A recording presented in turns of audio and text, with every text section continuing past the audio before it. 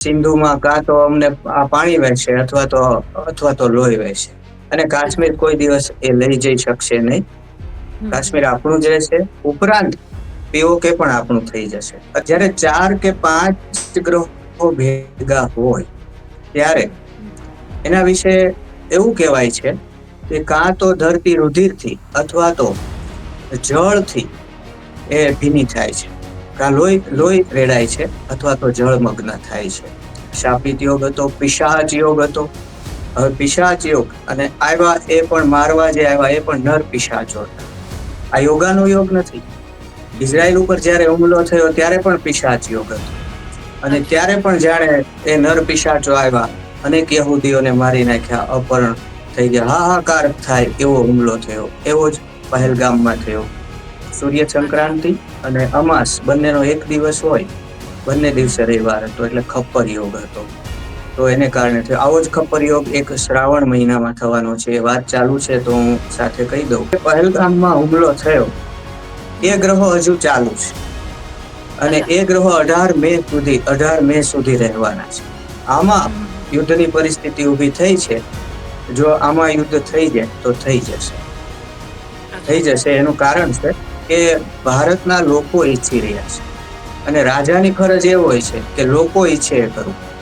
જે પ્રજાનું રંજન કરે એનું નામ રાજા છે. તો આખું લોકમાનસ સેન્ટિમેન્ટ એવો છે કે લડાઈ કરવી જોઈએ. પણ હમણાં નવાઝ શરીફે એના ભાઈ શાહબાજ શરીફને સલાહ આપી ભારત સાથે લડવું ન જોઈએ. એ કાર્યવાહી નેવીમાંથી થશે, સાથે એ હવાઈ હુમલો પણ થશે અને પાયદળ ત્રણેય એક સાથે સંકલન કરીને કોઈ સ્ટ્રાઇક કરવી પડશે અને યુદ્ધ કરવું પડશે એવું મને લાગે છે. આ ચીને જ કરાયું છે બેન. એટલે ચીન તટસ્થ રહે કે આપણી તરફેણ કરે એવું કઈ માનવાનું નથી. એ પાકિસ્તાન તરફી જ છે. આપણે એમ કહીએ કે તો ભિખારી છે ને આમ છે, એવું નથી. એને કઈક વિચારીને જ બધું કર્યું હશે.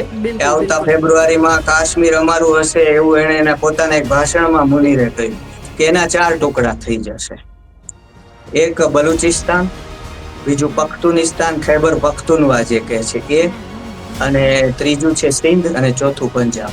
એ ઈશારો મોદીને છે, મભમ મોદીને છે. તમે 370 ની કલમ રદ કરી અને ટુરિસ્ટોને આકર્ષો છો તો આવું ન કરવું જોઈએ. ભાઈ પોતાની વાત કરીને એને સંભળાવ્યું છે અને મુનીર પોતે અત્યારે ક્યાંક સંતાઈ ગયા છે. એની ઈચ્છા લાંબુ ચલાવવાની છે. આવતા ફેબ્રુઆરી સુધી યુદ્ધ ચલાવવાની ઈચ્છા છે. તો મહાભારત વખતે ગુરુદેવ અતિચારી હતા. એ ધર્મયુદ્ધ થયું હતું, સાફસૂફીની પ્રક્રિયા થઈ, અધર્મીઓનો નાશ થયો. ઇવન બીજા વિશ્વયુદ્ધ વખતે પણ ગુરુ અતિચારી હતા. અને ભારત આઝાદ થયો, આપણને આઝાદીની ભેટ મળી બીજા વિશ્વયુદ્ધ પછી. અચાનક આપણને આઝાદી આપીને અંગ્રેજો થાકી ગયા હતા એટલે ચાલી ગયા. તો એ વખતે પણ ગુરુ અતિચારી હતો. જો કે કમનસીબે એ વખતે ભાગલા પડ્યા અને ખૂબ હુલ્લડો થયા હતા અને લોહિયાળ બન્યું હતું. 14 મે થી ગુરુ અતિચારી 8 વર્ષ સુધી રહેવાનો છે, 33ની સાલ સુધી. 1930માં મંદી આવી ને બેન, 1930ની, ત્યારે પણ ગુરુ અતિચારી હતો. એક વાર બે વાર. આ 100મો આતંકવાદી હુમલો છે બેન. 100મો, આઝાદી પછી 100મો આતંકવાદી હુમલો છે. એ દરિયામાંથી પણ ઉપર જઈ શકે છે. પેલું જે આપણું વિક્રાંત છે, આપણી પાસે 36 રાફેલ છે. ગમે ત્યાં જઈને એની જે રેન્જ છે એ રાવલકોટ, લાહોર અને કરાચી સુધી છે. આ લોકો ઊંઘતા ઝડપાવાના છે. કલ્પનામાં ન હોય એવી સજા એમને કરવામાં આવશે. અને અજર મસૂદ અને હાફિઝ સઈદનું હવે આયુષ નથી. અને મુનીર પણ, એનું પણ આયુષ નથી. મુનીર પણ ગયો જ સમજો. દુનિયા ધરમૂળથી બદલાઈ જશે. આપણા સેટેલાઇટ ચાલે કે નહીં, એલન મસ્કના સેટેલાઇટોને પણ રશિયા ખોરવી નાખે. આપણા મોબાઈલ પણ બંધ થઈ જાય એવી શક્યતા છે. નમસ્કાર, હું છું આપની સાથે બંસી રાજપૂત. આપ જોઈ રહ્યા છો ટીવી 13 ગુજરાતી ડિજિટલ. ખાસ કરીને આજે આપની સમક્ષ લાઈવ આવવાની જરૂર પડી છે, કારણ કે અત્યારે આખો આપણો જે દેશ છે, તમામ જે ભારતીયો છે તે શોકમાં છે કે જે રીતે કાશ્મીરમાં જે પહેલગામ પર એક હુમલો થયો છે અને તેને લઈને એક આખા દેશમાં અજંપાભરી પરિસ્થિતિ જોવા મળી રહી છે. આપણે થોડા સમય પહેલા આ મુદ્દા પર જાણીતા જ્યોતિષ શાસ્ત્રી છે જયપ્રકાશ માઢક, તેમની સાથે વાત કરી હતી અને એ ડિબેટ દરમિયાન હુમલાના 18 દિવસ પહેલા તેમણે સચોટ એક આગાહી કરી હતી કે ભારતે અત્યારે સરહદી જે રાજ્યો છે ત્યાં ખાસ સંભાળવાની જરૂર છે. આવી કોઈ ઘટના ઘટી શકે છે તેવું એમને એક ઇંગિત કર્યું હતું, એક નિર્દેશ છે તે પોતાની વાતમાં કર્યો હતો. ત્યારે આજે ફરી એકવાર અત્યારે જ્યારે દેશમાં અજંપાભરી પરિસ્થિતિ છે, ઘણા બધા સવાલો છે મારા, તે લઈને ફરી એકવાર આપણે જ્યોતિષશાસ્ત્રી જયપ્રકાશ માડક સાથે જોડાઈશું અને તેમની પાસેથી આપણે ઘણા બધા જે સવાલો છે તેમના જવાબ મેળવીશું. જયપ્રકાશભાઈ, ખૂબ સ્વાગત છે આપનું મારી બેચમાં. જી નમસ્કાર. જે રીતે આપણે ગતરોજ વાત કરી હતી અને પહેલગામનો અત્યારે જે હુમલો થયો છે, ખૂબ જ હિચકારી અને દેશ માટે આમ કહેવાય કે દુર્ભાગ્યપૂર્ણ ઘટના, કે આપણે 26 જેટલા માસૂમોના જે જીવ છે તે આ પ્રકારની ઘટનામાં ગુમાવ્યા છે. ત્યારે આ જે હુમલો થયો, તમે 18 દિવસ પહેલા આ પ્રકારની કોઈ ઘટના ઘટી શકે છે સરહદી રાજ્ય પર તેવી વાત કરી જ હતી. ત્યારે ગ્રહોની હિલચાલ, જ્યારે આજે દિવસ હતો, એક ગોજારો દિવસ છે, ગ્રહોને લઈને જોઈએ તો કેવી પરિસ્થિતિ હતી તે સમયે? હાજી, એ બહુ દુઃખદ ઘટના ઘટી છે. સૌ પ્રથમ તો એ મૃતાત્માઓને આપણે શ્રદ્ધાંજલિ અર્પિત કરીશું અને એમના કુટુંબીજનોના દુઃખમાં ભાગ લઈશું. એ દિવસે ગ્રહ યોગ જ એવા હતા. એમાં ખાસ કરીને ઉલ્લેખ કરું તો શનિ રાહુનો શાપિત યોગ હતો. શનિ અને રાહુ જેવા રૌદ્ર ગ્રહો સાથે હતા. સાથે શુક્ર, બુધ અને નેપચ્યુન, આવી રીતે 5 ગ્રહો ભેગા હતા. જ્યારે 4 કે 5 ગ્રહો ભેગા હોય ત્યારે એના વિશે એવું કહેવાય છે કે કાં તો ધરતી રુધિરથી અથવા તો જળથી એ ભીની થાય છે, કાં લોહી રેડાય છે અથવા તો જળમગ્ન થાય છે. તો એક રાશો યદા યાતિ ચત્વાર પંચ ખેચરા, એટલે કે એક રાશિની અંદર 4 કે 5 ગ્રહો હોય તો પ્લાવયંતી મહીન સર્વા રુધિરેણ જલેનવા, રુધિર અથવા જળથી પૃથ્વી સિંચાય છે. કમનસીબે એ બન્યું છે. શાપિત યોગ હતો, પિશાચ યોગ હતો. હવે પિશાચ યોગ અને આવ્યા એ પણ મારવા જે આવ્યા એ પણ નર પિશાચો હતા. આ યોગાનો યોગ નથી. ઇઝરાયલ ઉપર જયારે હુમલો થયો ત્યારે પણ પિશાચ યોગ હતો અને ત્યારે પણ જાણે એ નર પિશાચો આવ્યા, અનેક યહૂદીઓને મારી નાખ્યા, અપહરણ થઈ ગયા, હાહાકાર થાય એવો હુમલો થયો. એવો જ પહેલગામમાં થયો. એ ઉપરાંત ખપ્પર યોગ હતો. ચૈત્ર માસમાં ખપ્પર યોગ ચાલતો હતો. સૂર્ય સંક્રાંતિ અને અમાસ બંનેનો એક દિવસ હોય, બંને દિવસે રવિવાર હતો, એટલે ખપ્પર યોગ હતો. તો એને કારણે આવો જ ખપ્પર યોગ એક શ્રાવણ મહિનામાં થવાનો છે. એ વાત ચાલુ છે તો હું સાથે કહી દઉં, કેમ કે મને ભવિષ્યવાણીઓ વાતમાં કરવાની ટેવ છે. તો ત્યારે પણ સાવધાન રહેવું પડશે. હું લોકોને એમ કહેવા માંગુ છું કે જ્યારે 4 કે 5 ગ્રહો ભેગા થાય ત્યારે તમારે સાવધાન રહેવું. એ વર્ષા ઋતુ હોય તો ખૂબ વરસાદ આવે અને નહીતર આવો આતંકવાદી હુમલો થાય છે, એવું મેં અનેક વખત જોયું છે. તો એ 4 કે 5 ગ્રહો ભેગા થયા એ કેમ ખબર પડે? તો તમે જે છાપાઓ આવે ને સવારમાં અખબારો, એમાં કુંડળી આવે, એમાં ગ્રહો આવે, એમાં એક ખાનામાં 4 કે 5 ગ્રહો હોય એટલે તમે સવારમાં જોઈ શકો 4 કે 5 ગ્રહો ભેગા થયા છે કે. બીજી જ આવી એક ટીપ આપું કે જ્યારે ગ્રહણ હોય ને ત્યારે આસપાસના દિવસોમાં ભૂકંપ થવાની સંભાવના રહે છે. જે ભૂકંપગ્રસ્ત વિસ્તારો હોય ઝોન, એટલે ગ્રહણ ઉપર ખાસ સાવધાન રહેવું. આવું વાતમાં હું તમને કહી દઉં છું. તો આવા ગ્રહોના પરિણામે, આ રૌદ્ર ગ્રહોના પરિણામે આ હુમલો થયો છે અને આવી દુઃખદ ઘટના થઈ અને આવી યુદ્ધની પરિસ્થિતિ ઊભી થઈ છે. એટલે તમે કહ્યું કે તે રીતે 4-5 ગ્રહો ને એમાં પણ જે અમુક પ્રકારના ગ્રહો કે જે વધારે પ્રભાવિત કરતા હોય આ પ્રકારની ઘટનાઓને, એવું નહીં. 4 કે 5 ભેગા થાય એટલે આવું થાય જ. એ લોહિયાળ હુમલો થાય અથવા વરસાદ આવે કમોસમી. બરાબર. અને ચોમાસું હોય તો મોટે ભાગે વરસાદ આવે. એ આપણે અખબારમાં જોઈ શકીએ. એ ગ્રહો બતાવ્યા જોઈએ, કુંડળી દોરેલી હોય દિવ્ય ભાસ્કરમાં બધે, અને એમાં ગ્રહો મૂકેલા હોય, એ આપણે આસાનીથી જોઈ શકીએ. એટલે અત્યારે જયપ્રકાશભાઈ જે રીતે આમ જોઈએ તો દેશમાં, કારણ કે આટલો મોટો હુમલો થયો છે, માસૂમોના આપણે જીવ ગુમાવ્યા છે, તો જે અજંપાભરી પરિસ્થિતિ છે સાથે સાથે, એટલે કાઇન્ડ ઓફ યુદ્ધ જેવી પરિસ્થિતિ દેખાઈ રહી છે. તો શું ગ્રહોની હિલચાલ એવું કહી રહ્યું છે કે યુદ્ધ થશે, અથવા તો આપણે આ અજંપામાંથી, આ પ્રકારની પરિસ્થિતિમાંથી કઈ રીતે ઉભરશું? કારણ કે અત્યારે પણ સામે પક્ષે સતત પ્રહારોથી લઈને એકબીજા પર જે વસ્તુ થઈ રહી છે એના માટે હવે આપણે શું ધ્યાન રાખવા જેવું? એ જે પહેલગામમાં હુમલો થયો એ ગ્રહો હજુ ચાલુ છે અને એ ગ્રહો 18 મે સુધી રહેવાના છે. તમને ખબર હોય તો એ પછી પણ ક્યાંક કુપવાડામાં કે એમાં એક હુમલો થયો છે આતંકવાદી, આ પરિસ્થિતિની વચ્ચે પણ. તો 18 મે સુધી આ ગ્રહ દશા ચાલુ રહેવાની છે. પિશાચ યોગ, શાપિત યોગ, જેને આપણે કહીએ ખપ્પર યોગ, એ વધ દશમે આ પહેલગામ ઉપર હુમલો થયો ત્યાર પછી હજુ ચાલુ છે 18 મે સુધી. આમાં યુદ્ધની પરિસ્થિતિ ઊભી થઈ છે. જો આમાં યુદ્ધ થઈ જાય તો થઈ જશે. થઈ જશે એનું કારણ છે કે ભારતના લોકો ઈચ્છી રહ્યા છે અને રાજાની ફરજ એ હોય છે કે લોકો ઈચ્છે એ કરવું. જે પ્રજાનું રંજન કરે એનું નામ રાજા છે. તો આખું લોકમાનસ સેન્ટિમેન્ટ એવો છે કે લડાઈ કરવી જોઈએ. હવે આ લડાઈ છે એ એક જ સંજોગોમાં અટકી શકે એમ છે. એ સંજોગો એ છે કે આપણને કા હાફિઝ સઈદ કે મુનીર અને હાફિઝ સઈદ, મુનીર અને પેલો તહવુર રાણા લખવી, ત્યારે. હા, એ બધાને જો આપણને સોંપી દે, એ બધાને આપણને જો સોંપી દે તો આપણે આ યુદ્ધ કદાચ બંધ રાખી શકીએ. જો હું નથી કહેતો કે નવાઝ શરીફ સાથે આ જ વાત થઈ છે, પણ હમણાં નવાઝ શરીફે એના ભાઈ શાહબાજ શરીફને સલાહ આપી ભારત સાથે લડવું ન જોઈએ. હવે જો આ ત્રણેક જણાને આપણને સોંપી દે અને આ જે પહેલગામના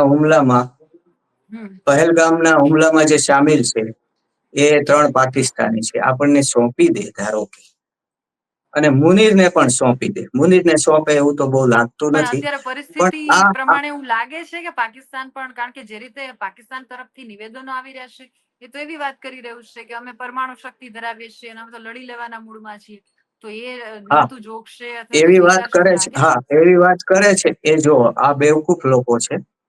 ઘડીક એવી વાત કરે કે સિંધુમાં કાં તો અમને આ પાણી વહેશે અથવા તો લોહી વહેશે. પાછા એ લોકો પાછા બીજે દિવસે એવું કહે છે કે ભાઈ લડાઈ કરવી જોઈએ નહીં અને શાંતિ રાખવી જોઈએ. એમ પેલો ભુટ્ટો છે એવી વાત કરે. આ લોકોનો કોઈ ધડો નથી.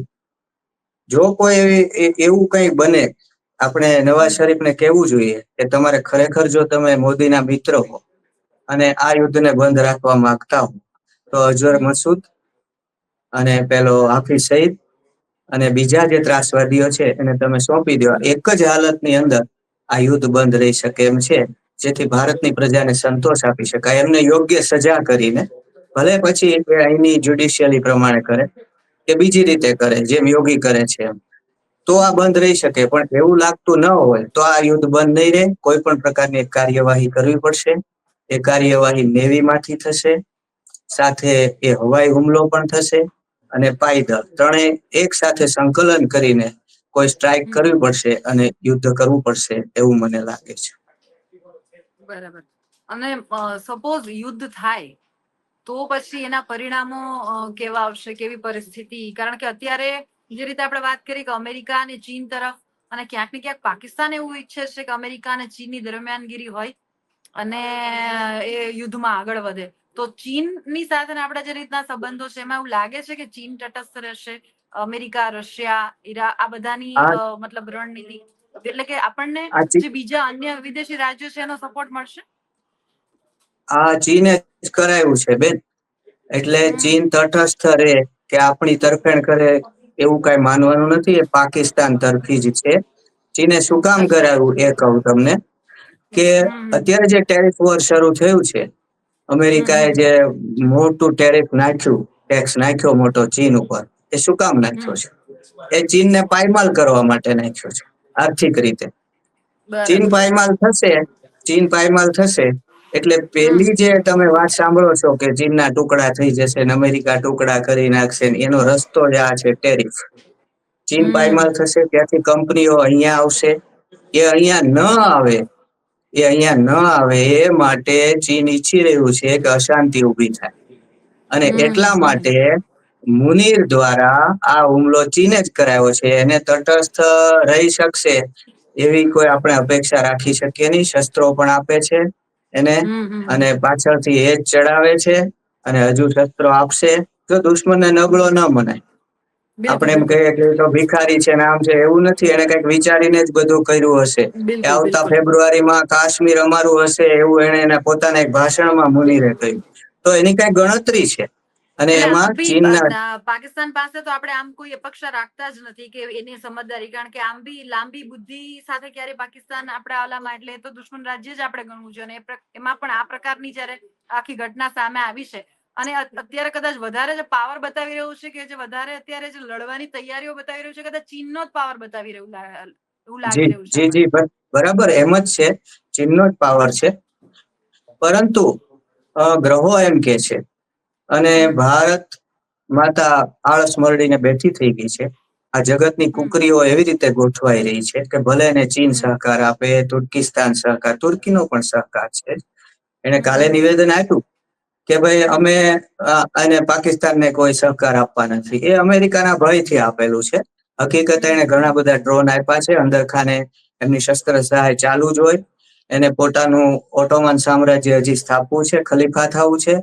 એની હમ આરબો સાથેની હરીફાઈ છે. મુસ્લિમ હમ વિશ્વનું એને પ્રમુખ બનવું છે, વડું બનવું છે. અને હમ પાકિસ્તાન સાથેની સાંઠગાંઠ છે. તો એને કારણે આ બધા દેશો છે એના સહકાર પામીને, જેમ ખીલાના જોરે વાછડું નહીં પણ પાડો કૂદે, એમ અમેરિકા કૂદી હમ રહ્યું છે. હમ અમેરિકાની પણ પાકિસ્તાન કૂદી રહ્યું છે. અને એની હમ શક્તિ મેળવીને એ આપણી ઉપર એને હુમલો કરવાનું, પેલો પહેલગામનો હુમલો કરવાની હિંમત કરી છે. પરંતુ થશે એવું કે એના 4 ટુકડા થઈ જશે. એક બલુચિસ્તાન, બીજું હમ પખ્તુનિસ્તાન, ખૈબર પખ્તુનવા જે કહે છે એ, હમ હમ હમ અને હમ ત્રીજું છે સિંધ, અને ચોથું પંજાબ. આ 100% એના અચ્છા 4 ટુકડા થઈ જવાના છે. એ પેલા એમ માનતું હતું કે આપણે આવી રીતે ધર્મ પૂછીને હુમલો કરીએ એટલે હમ હમ ભારતના મુસ્લિમોને એમ લાગે કે આ એકદમ ત્રાસવાદીઓ છે, મુસ્લિમ તરફી છે. પાકિસ્તાન છે હમ હમ મુસલમાનોનું છે, હમ આપણું હમ છે. હમ અને આવી રીતે હિન્દુ મુસ્લિમ વચ્ચે એક દિવાલ ઉભી કરવા માંગતું હતું, જેથી યુદ્ધ હમ સમયે આ લોકો બળવો કરે. અહીંના મુસ્લિમ આંતર વિગ્રહ થાય. એક બાજુ એનો હુમલો થાય, એક બાજુ ભારત છે એ લડાઈ કરવા જાય તો હમ પાકિસ્તાન આપણી સાથે લડે, ને બીજી બાજુ અહીંયા વિપ્લવ થાય, આંતર વિગ્રહ થાય. એવી એમની મહેચ્છા હતી. પરંતુ એ સફળ થઈ નથી. અહીંના મુસ્લિમો છે સમજદાર નીકળ્યા છે. બિલકુલ એ બિલકુલ, એ સમજદાર કારી ના નીકળ્યા ફાવી. છે. હા, અત્યારે આ મુદ્દા પર અત્યારે કોંગ્રેસ હોય કે પછી બીજા અપક્ષ હોય, તમામ લોકો, તમામ મુસ્લિમો છે તે એક જ જૂટ, એક જ સુરમાં વાત કરી રહ્યા છે કે ભારત પરનો હુમલો છે સ્વીકારવામાં નહીં આવે. ને બીજી તરફ પાકિસ્તાનની જો વાત કરવામાં આવે તો તમે જે રીતે બલુચિસ્તાનની વાત કરી, તો બલુચિસ્તાન તરફથી પાકિસ્તાનમાં જે અસંતોષ જે છે બલુચિસ્તાનનો, અને જે હુમલા થઈ રહ્યા છે એ અલગથી. એટલે એવું નથી કે પાકિસ્તાન પણ ઘેરાયેલું નથી. ત્યાં વિપ્લવ ઉલટાનો ત્યાં વિપ્લવ શરૂ છે, આંતર હમ વિગ્રહ હમ શરૂ છે. અને આપે જે કહ્યું ને કે બધા હમ બધા એક થઈ ગયા છે, તો તમામ મુસ્લિમો હમ પણ અત્યારે હિન્દુઓની સાથે, ભલે આઘાતજનક ઘટના છે એટલે બન્યું હોય, આપણે સ્વીકારીએ છીએ. પણ હમ એક કહી દઉં કે બધા નેતાઓ એક છે કે નહીં, એ થોડું શંકાસ્પદ મને લાગે છે. હમ ફારૂક હમ અબ્દુલ્લા ફારૂક અબ્દુલ્લા અને ઉમર અબ્દુલ્લાના વિધાનો તમને શું શંકા રહિત લાગે છે? જુઓ, ફારૂક અબ્દુલ્લાએ શું કહ્યું ખબર છે? મેં હમ સાંભળ્યું, હું ટીવી જોતો હતો. એમણે હમ કહ્યું હમ કે આ બધું ખોટું થયું છે, અને પાકિસ્તાન છે એના આતંકવાદીઓ જો એમ માનતા હોય, પાકિસ્તાન એમ માનતું હોય કે અમે અહીંથી ત્યાં ચાલ્યા જઈશું તો એમની ભૂલ છે, અમે જવાના નથી, અહીંયા જ રહેવાના છે. આ હમ શોક હમ પ્રદર્શિત કર્યો કે પછી એને શું કર્યું, એ તમે જ ઊંડો વિચાર કરો. અમે અહીંયા જ હમ રહેવાના છીએ, અને પાકિસ્તાન એમ માનતું હોય કે અમે ત્યાં જવાના છીએ, તો અમે કઈ જવાના નથી, આવી વાત કરે છે. તો આ વાત છે, હમ એની પાછળના શું રહસ્યો છે એ પણ વિચારવું જોઈએ. અને એમનો જે દીકરો છે ઉમર અબ્દુલ્લા, કે જે મુખ્યમંત્રી છે, હમ એને એમ કહ્યું કે આ હમ મારી જ હમ ભૂલ છે, હું ટુરિસ્ટોને અહીંયા આવવાનું કહું છું, અને હું એની રક્ષા કરી શકતો નથી, તો એ મારી જ ભૂલ હમ છે. મારે એમને અહીંયા આવવાનું ન કેવું જોઈએ, કારણ કે હું એની રક્ષા કરી શક્યો નથી, આમ તેમ. હમ એ હમ ઈશારો મોદીને છે, મભમ મોદીને છે, કે તમે 370ની કલમ રાઈટ. રદ કરી અને ટુરિસ્ટોને આકર્ષો છો. તો હમ આવું ન કરવું જોઈએ. ભાઈ પોતાની વાત કરીને એને સંભળાવ્યું છે. એટલે બધા હમ હમ નેતાઓ છે એ સરખા નથી. છતાં એ જે બિલકુલ. કાંઈ બન્યું છે, અત્યારે આપણે સ્વીકારી લઈએ છીએ એમની લાગણી કે તેઓ ભારત એટલે દેશની એટલે સાથે છે. તમાચા મારીને ગાલ રાખવા જેવી અત્યારે પરિસ્થિતિ કે ભારતમાં રહીને ભારત વિરુદ્ધ પણ બોલી શકે એમ નથી, સાચી જે લાગણી છે કદાચ એ બી વ્યક્ત નથી કરી શકતા, એટલે આડકતરા જે આ પ્રકારના નિવેદનો છે કદાચ એ સામે આવી રહ્યા છે એવું કહી શકાય. હા, ઘણા મુસ્લિમો સમજદાર છે અને એ ખરેખર એમને દુઃખ થાય છે. એક તો એમનું પ્રવસન ભાંગી ગયું છે કાશ્મીરમાં, એનું દુઃખ છે. અને બીજું, દેશમાં સમજદાર મુસ્લિમો હોય છે. જો મુસ્લિમો છે ને, બિલકુલ હું એમ માનું છું કે એને સાચી સમજ કોઈ આપતું નથી. સાચી સમજ આપે ને તો મુસ્લિમો સારા છે, પણ એને જેને કહેવાય ને હિન્દીમાં બરગલાના, એવી રીતે એને મિસગાઈડ કરવામાં આવે છે. અને એમાં પણ આમાં આવી પરિસ્થિતિમાં જયપ્રકાશભાઈ, જો ખાસ કરીને જયારે આ પ્રકારના હુમલા થાય કે જે ખરેખર એક સાચો મુસલમાન છે કે જે મતલબ શાંતિથી કમાય છે, ખાય છે, રહે છે, પોતાના ધર્મને અનુસરે છે ને જે દેશમાં રહેશે તેના માટે કામ કરશે, એને સૌથી વધારે ભોગવવાનો વારો આવતો હોય છે આ પ્રકારની પરિસ્થિતિમાં. કારણ કે હવે જયારે આ પ્રકારની ઘટનાઓ થાય છે ત્યારે બધા જ લોકો એને શંકાની નજરમાં જોવા માંડે છે. માંડ આપણે જમ્મુ કાશ્મીરમાં જતા થયા હતા, લોકો વિશ્વાસ કરતા થયા હતા, મુક્ત રીતે હરતા ફરતા થયા હતા. 370 ની કલમ હટી છે, વકફ પર અત્યારે વાત ચાલી રહી છે. સાથે સાથે તહબ્બુર રાણાને આપણે પાછો અહીંયા જે આતંકી હુમલો 9/11 નો કર્યો તો એને આપણે પાછા લઈ આવશે. એટલે આ પ્રકારમાં અમુક જે વિઘ્ન સંતોષી જે લોકો કહેવાય કે જે આમ જોઈએ તો 5-10% જ છે, પરંતુ એના કારણે અત્યારે આખા દેશને અને તમામ મુસ્લિમોને પણ અને તમામ હિન્દુસ્તાનીઓને પણ કદાચ ભોગવવાનો વારો આવ્યો છે. અને યુદ્ધ જે તમારી વાત સાચી છે. એમને જો મૌલાનાઓ સાચી રીતે સમજાવે તો મુસ્લિમો સારા છે એવું મને આ વખતે લાગ્યું.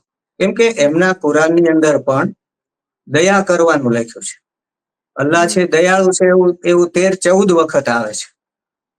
અલ્લાહ દયાળુ છે એવું 13-14 વખત આવે છે. તો દયા કરવાની છે. એટલે એને જો સાચું કોઈ સમજાવે તો એમાં કઈ ખોટું નથી. પછી એનામાં જીનાને ગુનો કીધો. જીના એટલે વ્યભિચાર. હવે જો એ સાચું ખરેખર એને કોઈ સમજાવે એને માને તો આ બાંગ્લાદેશમાં બળાત્કારો થયા, આપણે પશ્ચિમ બંગાળમાં જે બળાત્કારો થયા, મુર્શિદાબાદમાં, તો મુર્શિદાબાદમાં એવું મુસ્લિમ સાચો મુસ્લિમ કરે જ નહીં. અને મુનીરે કહ્યું એ ભરમાવા માટે જ કહ્યું છે. એને શું કહ્યું, એનું જે ઉત્તેજક ભાષણ હતું થોડા દિવસ પહેલાનું, એ તમે સાંભળ્યું હશે. એમાં મુનીરે એવું કહ્યું કે આપણે એને હિન્દુઓ અલગ જ છીએ, એ આપણે કદી એક થઈ જ ના શકીએ. આવો એક ઉલ્લેખ કર્યો. અરે ભાઈ, ક્યાંથી એક થઈ શકીએ? અમે દયાળુ છીએ અને તમે દયાની વાતો કરો છો. મુનીરને કહું છું અંગત રીતે, તો કેવી રીતે તમને એક લાગવાના છીએ? તમારા હૃદયમાં ક્રૂરતા છે. અને પાકિસ્તાનનો એક આમ નાગરિક પણ ઈચ્છતો નથી. ઇવન એના સૈનિકો, મેજર, એને અભિમાનનું પૂતળું માને છે. કેટલાક તો રાજીનામું આપીને ચાલ્યા ગયા. અને મુનીર પોતે અત્યારે ક્યાંક સંતાઈ ગયા છે. એની ઈચ્છા લાંબુ ચલાવવાની છે. આવતા ફેબ્રુઆરી સુધી યુદ્ધ ચલાવવાની ઈચ્છા છે, જો ભારત આક્રમણ કરે તો. એટલે પોતે એક બંકરમાં છુપાઈ ગયા છે. એને એવો ડર છે કે ઇઝરાયલની મદદથી ભારત અથવા અમેરિકાની મદદથી ભારત છે મને શોધી કાઢશે અને લાદેનને ઉડાડ્યો તો એમ ઉડાડી દેશે. ખરેખર હાફિઝ સૈયદ પણ લિસ્ટમાં છે. મોદીએ કહ્યું કે પૃથ્વીના અંતિમ છોર સુધી એને છોડવામાં નહીં આવે અને જે ગુનેગારો છે, જેની પાછળ છે, એને કલ્પનાથી પણ વધુ સજા આપવામાં આવશે. તો એનો અર્થ એ છે કે હાફિઝ સઈદને શોધી કાઢવામાં આવશે, મુનીરને શોધી કાઢવામાં આવશે, અસદ મજૂરને, અસદ જે છે એને શોધી કાઢવામાં આવશે અને એને કદાચ ઉડાડી પણ દેવામાં આવે. તમે જાણો છો કે થોડા દિવસથી પાકિસ્તાનમાં અનેક ત્રાસવાદીઓને ગોળીથી ઠાર મારવામાં આવ્યા છે. કોણ મારે છે એ જ ખબર નથી પડતી. એની પાછળ રો હશે એવો પાકિસ્તાનનો આક્ષેપ છે. અને પેલા અફઘાનિસ્તાનીઓ પણ હોઈ શકે છે. એને પાકિસ્તાનીઓ ગમતા નથી. અફઘાનિસ્તાન આપણી સાથે જ છે. તો આવી પરિસ્થિતિ છે બેન. સાથે સાથે બે સવાલ મને કે એક સામાન્ય જે માનસ છે, જનતા છે, તેના વચ્ચે એક એવી એક વાત અત્યારે ચર્ચાઈ રહી છે કે જે પ્રકારના ગ્રહો મહાભારત સમયે જે યોગ, જે પ્રકારના ગ્રહોની હિલચાલ હતી એ નિર્માણ થયું હતું, એવું કંઈક અત્યારે પણ જોવા મળી રહ્યું છે. એના કારણે આ બધી ઘટનાઓ છે તે આકાર લઈ રહી છે. આ બાબતમાં કેટલું તથ્ય અને સામાન્ય ભાષામાં જો સમજવું હોય. એ જે તમે કહો છો ને કે મહાભારત જેવા ગ્રહો, એ ગુરુ અતિચારી હતો, બૃહસ્પતિ ગ્રહ. ત્યારે ગુરુદેવ અતિચારી હતા. અને અતિચારી ગુરુ છે ને એ 3 ગણી સ્પીડ થી ચાલે છે. એક રાશિમાં 1.25 વર્ષ સામાન્ય રીતે રહે, એને બદલે 1 વર્ષમાં 3 રાશિઓ બદલી નાખે. એને અતિચારી કહેવાય. તો મહાભારત વખતે ગુરુદેવ અતિચારી હતા એ ધર્મયુદ્ધ થયું હતું, સાફસૂફીની પ્રક્રિયા થઈ, અધર્મીઓનો નાશ થયો. ઇવન બીજા વિશ્વયુદ્ધ વખતે પણ ગુરુ અતિચારી હતા. અને ભારત આઝાદ થયો, આપણને આઝાદીની ભેટ મળી બીજા વિશ્વયુદ્ધ પછી. અચાનક આપણને આઝાદી આપીને અંગ્રેજો થાકી ગયા હતા એટલે ચાલી ગયા. બિલકુલ. તો એ વખતે પણ ગુરુ અતિચારી હતો. જો કે કમનસીબે એ વખતે ભાગલા પડ્યા અને ખૂબ હુલ્લડો થયા હતા અને લોહિયાળ બન્યું હતું. અને કોરોના વખતે એટલે કે 2019 થી 21 કે 22 સુધી પણ ગુરુ અતિચારી હતો. તો આ અતિચારી ગુરુમાં સાફસૂફી થાય છે બે. એટલે સાફસૂફી ખૂબ થવાની. અને 14 મે થી ગુરુ અતિચારી થવાનો છે. મેં અત્યારે આપને એમ કહ્યું પ્રાથમિક રીતે કે 18 મે સુધીમાં યુદ્ધ થઈ જાય તો થઈ જાય. કેમ કે પેલા પિશાચ યોગ ને શાપિત યોગ ને એ બધું ચાલે છે. પણ આ બીજું છે. 14 મે થી ગુરુ અતિચારી 8 વર્ષ સુધી રહેવાનો છે, 33મી સાલ સુધી. 1930 માં મંદી આવી ને બેન 1930 ની, ત્યારે પણ ગુરુ અતિચારી હતો. આટલી ઘટનાઓ બની છે. બીજા વિશ્વયુદ્ધમાં જર્મનીએ 5.5 લાખ સૈનિકો ગુમાવ્યા, રશિયાએ 3.5 લાખ સૈનિકો ગુમાવ્યા. એમાં ઇંગ્લેન્ડ ઇન્વોલ્વ હતું, યુરોપ, રશિયા ઇન્વોલ્વ હતું. આ ફરીવાર ઇન્વોલ્વ થવાના છે બંને. ગુરુ અતિચારી થાય એટલી જ વાર છે. આ યુરોપમાં ધમાચકડી મચવાની છે, રશિયા અને યુરોપમાં. ઉપરાંત ધર્મયુદ્ધ જે તમે હમણાં કહ્યું એ પાકિસ્તાન સાથે થઈ શકે. અત્યારે યુદ્ધ તમે ગમે તેમ કરીને અટકાવી રાખો, જો અટકાવવાનું કારણ છે. હાલ તરત નથી કરતા એનું કારણ કે એ લોકો અત્યારે એલર્ટ છે. અત્યારે હુમલો ન કરે, એલર્ટ છે. બરાબર છે. આ બધી પોલિસીઓ સરકારની હોય છે. આપણે બને ત્યાં સુધી એ જાહેર ન કરવી જોઈએ. છતાં થોડું તમને કહી દઉં કે એ એલર્ટ છે એટલે કદાચ હુમલો નથી કરતા. પણ બહુ લંબાવવાથી પણ એને ઘણી બધી મદદ મળી રહેશે. એ કટોરો લઈને તુર્કી પાસે પહોંચી જશે, મુસ્લિમ દેશો પાસે પહોંચી જશે. એ બીજા જ્યાં એને સારું લાગતું હોય કે આ મને મદદ કરશે ત્યાં તો એને મદદ મળવાની શરૂ થઈ જશે. એટલે હવે એ તો પણ ભયસ્થાન, યુદ્ધ એ એ પણ જ ભયસ્થાન છે. કલ્યાણ, એ જો આપણો જે કહેવાય ને કે એક સંદેશ છે ગીતાનો, એક સાર છે. તો એ તાત્કાલિક ધોરણે અમલવારી કરવી પડે અથવા તો કરવી જોઈએ. એ પ્રકારના યોગ, એ પ્રકારની સંજોગો બની રહ્યા છે એવું કહી શકાય. જો બેન, ખાલી વેપાર ધંધાનું ન જોવાય. રાજાએ પ્રજાની રક્ષા કરવી જોઈએ. અને જો રાજા પ્રજાની રક્ષા ન કરી શકે તો પ્રજા જે કઈ પાપ કરે છે એનો 6ઠ્ઠા ભાગનું પાપ છે એ રાજાને જાય. અને જો પ્રજાનું બરાબર રક્ષણ કરે તો પ્રજા જે કઈ પુણ્ય કરે એના રાજ્યમાં, યજ્ઞ, યાગાદી, દાન વગેરે ધર્મ કરે એનું 6ઠ્ઠા ભાગનું પુણ્ય રાજાને મળે ને એનાથી સ્વર્ગમાં જાય. પ્રજાની રક્ષા કરવી રાજાનું પ્રથમ કર્તવ્ય છે. પ્રજાનું રંજન કરે એ જ રાજા. એ પૃથ્વી રાજાનું નામ સૌથી પહેલા રાજા પડ્યું. પહેલા રાજા હતો જ નહીં, કોઈ શાસક હતો જ નહીં. અત્યારે આપણે રાજા નથી, પણ વડાપ્રધાનને આપણે રાજા ગણીએ. તો વેપાર ધંધાનું તમે જોવો ને, કોઈક આપણને લાફો મારી જાય 1 વાર 2 વાર, આ 100મો આતંકવાદી હુમલો છે. 100મો, આઝાદી પછી 100મો આતંકવાદી હુમલો છે. એમાં આપણે મણિપુરના એના ન ગણીએ તો કાશ્મીરમાં તો આ કેટલાય સંસદ પેલી વિધાનસભા સહિત કેટલાય આતંકવાદી હુમલા થઈ ગયા. પછી દર વખતે આપણે લાફો ખાઈને શાંત થઈ જઈએ તો એ સમજી જવાના છે બીજી વાર હુમલો કરવાના છે. એ ક્યારેક તો એને દંડ આપવો પડે ને આપણે. 3-4 સવાલ છે ને, 3-4 વસ્તુને જો આપણે સાંકળી શકીએ. એક તો 1947 થી પાકિસ્તાનની સતત એ મનસા, ભાગલા પડી ગયા. જે અભિન્ન અંગ હતું, આખો એક ભારત ખંડ હતો, એમાંથી ભાગલા પડી ગયા. અને ત્યારબાદ જે સતત કાશ્મીરની જે એક મનસા છે કે કાશ્મીર અમારું છે ને આ ને તે ને આ પ્રકારની ઘટનાઓ ને આખું એક જહેર ઓકવાનું ને આ પ્રકારની જે ગતિવિધિઓ પાકિસ્તાન તરફથી જોવા મળે છે. પહેલા તો એની આ મનસા છે એ ક્યારેય પણ સાકાર થશે ખરું? બીજી વસ્તુ કે એક આખો તબકો કે એક આખો જે વર્ગ છે, ઇવન કાશ્મીરમાં પણ, જે ખરેખર શાંતિ ઈચ્છે છે, અમન ઈચ્છે છે અને શાંતિથી ત્યાં રહેવા ઈચ્છે છે, ભારતના કાશ્મીરો બની રહે છે. અને એક આખો બીજો વર્ગ એવો પણ છે કે જે પોતાને ભારતવાસી ગણતા જ નથી. તો એમના તરફથી કદાચ મતલબ પાકિસ્તાનનો સફાયો થઈ જાય કે પાકિસ્તાનને આપણે પાઠ ભણાવીએ તો આ લોકોનો સપોર્ટ મળશે ખરો? આ બંને મારા એક સવાલ છે. જો કેટલાક લોકો, પ્રવાસીઓએ વાત કરી કે અમે રિક્ષામાં ગયા તો રિક્ષાવાળાએ પૂછ્યું કે શું તમે ઇન્ડિયાથી આવો છો? આવું મેં સોશિયલ મીડિયામાં જોયું. તો અમુક લોકો હજુ છે કે જે કાશ્મીર અને ઇન્ડિયાને અલગ ગણે છે. પરંતુ એવા બધા નથી હોતા. આપણે માની લઈએ છીએ કે જે રીતે એમણે આ હુમલાને વખોડી કાઢ્યો છે ભારતના મુસ્લિમોએ, તો બધા એવા નથી અને એમને ખરેખર દુઃખ થયું છે એવું આપણે માની લઈએ છીએ. બિલકુલ તો બિલકુલ. એવા લોકોનો અવશ્ય સહકાર મળી રહેશે અને કાશ્મીર કોઈ દિવસ એ લઈ જઈ શકશે નહીં. કાશ્મીર આપણું જ રહેશે. ઉપરાંત પીઓકે પણ આપણું થઈ જશે. અત્યારે પીઓકે ઉપર ધ્યાન નથી, એ તમને કહ્યું. અત્યારે બલુચિસ્તાન ઉપર ધ્યાન છે ભારતનું, પખ્તુનિસ્તાન ઉપર છે. 4 ટુકડા કરવાના છે. પેલું તો આપણું છે, એ તો આપોઆપ થઈ જવાનું છે.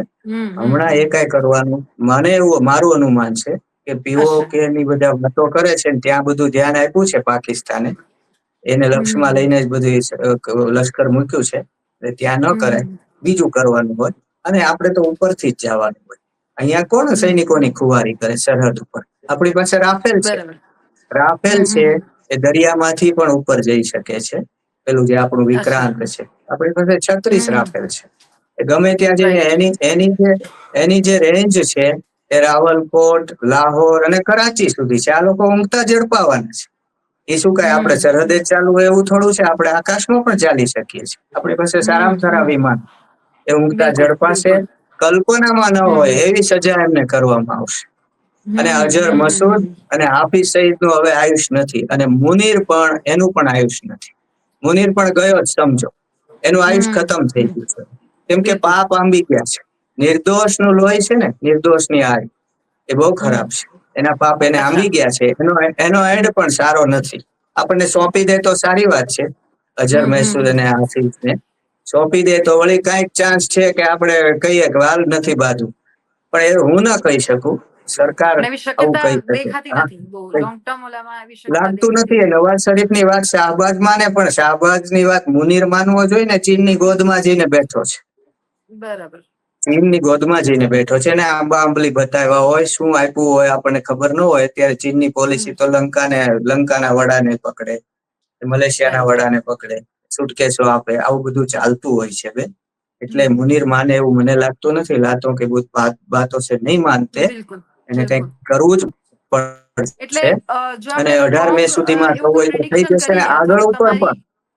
જી સ્ટ્રોંગ તમે એવી કોઈ વાત મૂકો કે એવી કોઈ પ્રિડિક્શન કરો અત્યારે એના જે તમામ સંજોગો બની રહ્યા છે, ગ્રહોની જે હિલચાલ છે, એટલે યુદ્ધના ચાન્સીસ જો પર્સન્ટેજમાં આપણે કહીએ તો કેટલા સ્ટ્રોંગ દેખાઈ રહ્યા છે કે યુદ્ધ થશે અને જો એનું બેન, પરિણામ હા શું હા, આવશે? હું એક બાબતમાં સ્પષ્ટ છું કે લડાઈ વિના ચાલશે નહીં. એ 100% નહીં ચાલે. લડાઈ અનિવાર્ય છે, નહીં ચાલે. અચ્છા. તો ઓકે. હા, આने वाले दिनों में लड़ाई होकर रहेगी. એ 18 અચ્છા. મે પહેલા પણ થઈ શકે છે. અતિચારી બરાબર. ગુરુ કે જેને લીધે દુનિયામાં સાફ સુફીની ક્રિયા થવાની છે, એને કારણે એ આગળના અચ્છા. વર્ષોમાં પણ થવાની છે. કે લડાઈ વિના ચાલવાનું નથી.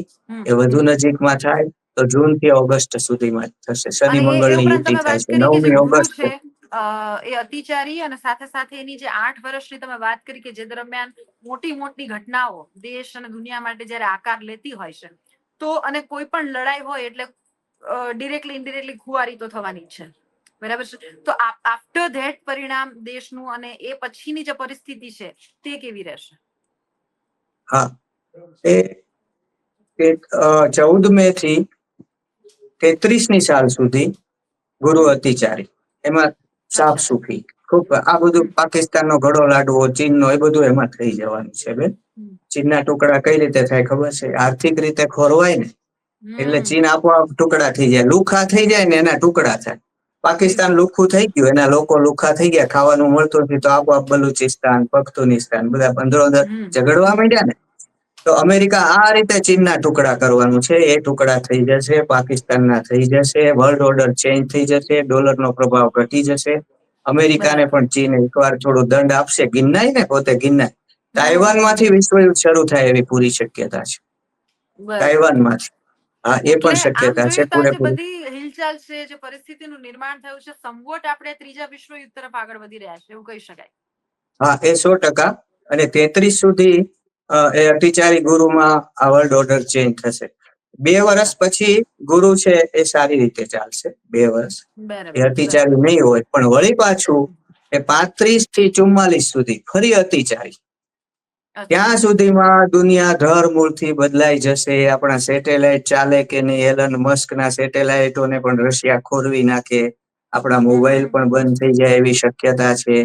ટૂંકમાં જે નવું બધું આવ્યું છે ડોલર થી, આ ડોલર શું છે? પેટ્રોલ ડોલર છે. એવી પરિસ્થિતિ વિદેશમાં 2-3 જગ્યા પર ગઈકાલના સમાચાર છે કે ઘણી બધી જગ્યાએ ભલે થોડા સમય માટે થયું પણ અંધારપટ હા, ટેકનિકલી બધું જ અંધારપટ બંધ થયો થઈ છે. ગયું. તે પ્રકારની જે ઘટનાઓ છે એ ગઈકાલે જ સામે આવી હતી. એટલે આપણી આ બધી શરૂઆત થઈ વ્યવસ્થાઓ, ગઈ છે એવું કહી શકાય.